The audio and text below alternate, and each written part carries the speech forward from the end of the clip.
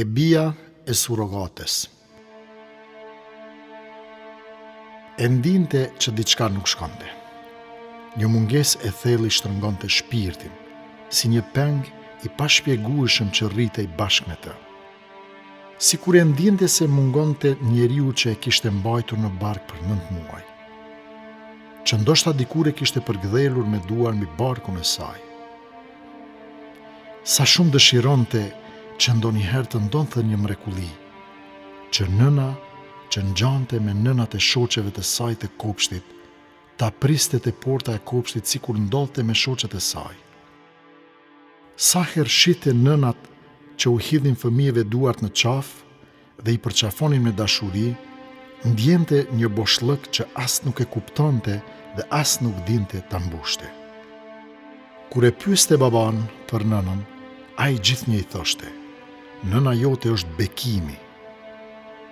Linda e vogël nuk arrinte ta kuptonte. Si mund të ishte bekimi nëna?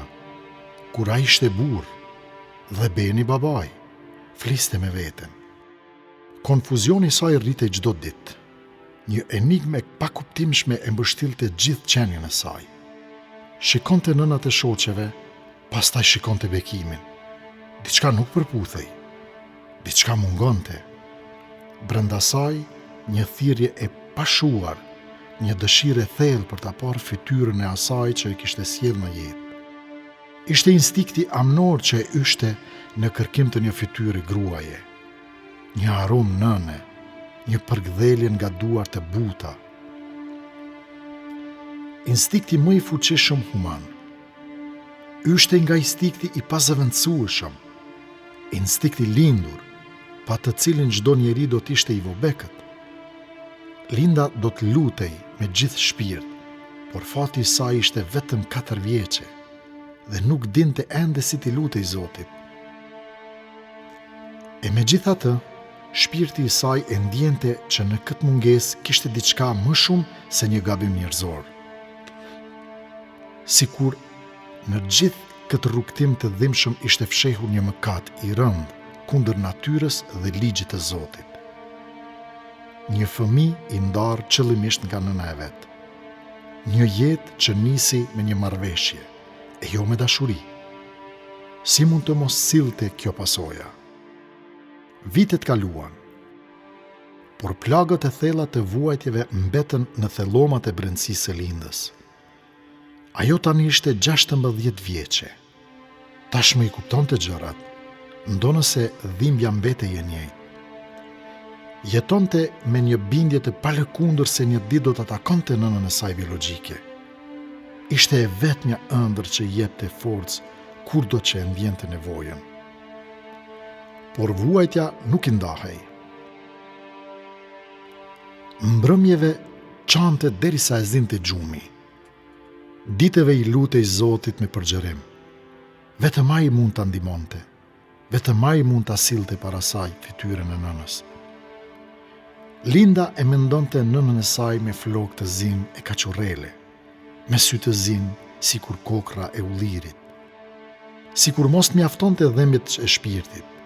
Një natë, ndërsa Linda po lahej në dush, dera u hap papritur.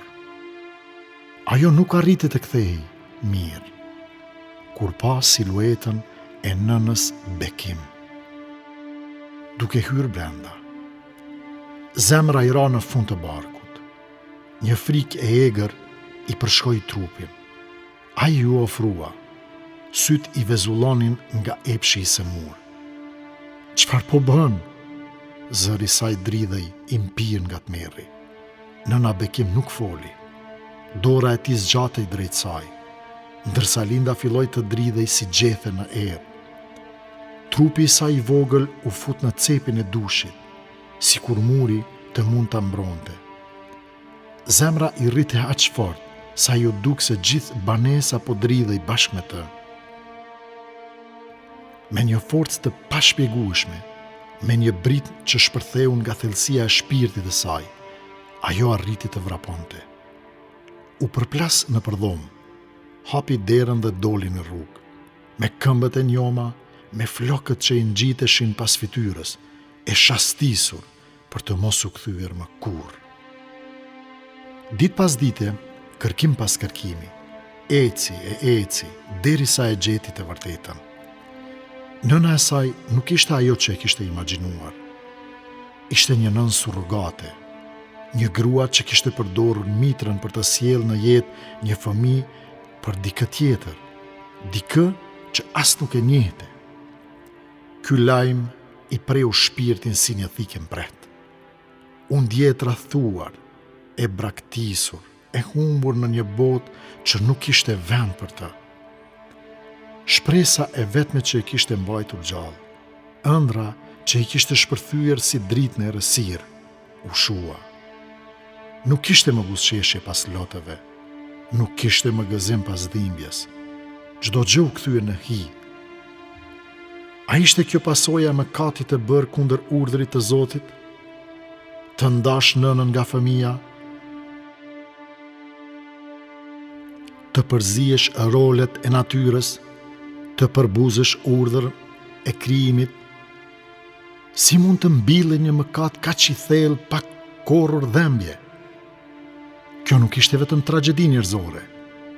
Ishte një dhimbje që buronte nga një gabim i rënd ndaj të vërtetës hyjnore.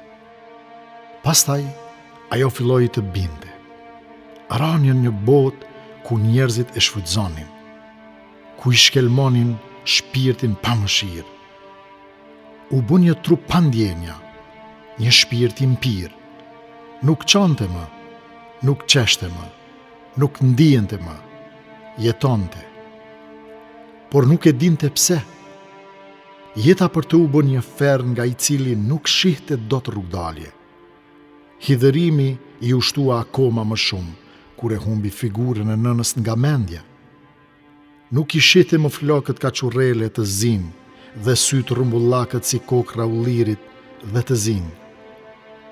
Nëna surrogate jetonte diku, por për lindën nuk ekzistonte më, sepse bota që e krijoi e nisi me një mëkat, dhe mëkati s'ka kur gëzim të qëndrueshëm. Rënja e dhembjes së saj ishte në thyrjen e një urdhri të shejtë, sikur ai që Zoti thot: "O njerëz, friksojuni Zotit tuaj, i cili ju krijoi prej një njeriu të vetëm dhe prej tij krijoi bashkëshortën e tij. E prej atyre të dyve u shpërndan burra e gra të shumt." Dhe ja, mos respektimi i martesave siç ka urdhëruar Zoti, burri me grua, bëri që pasoja e rënd të kthehet në mallkim.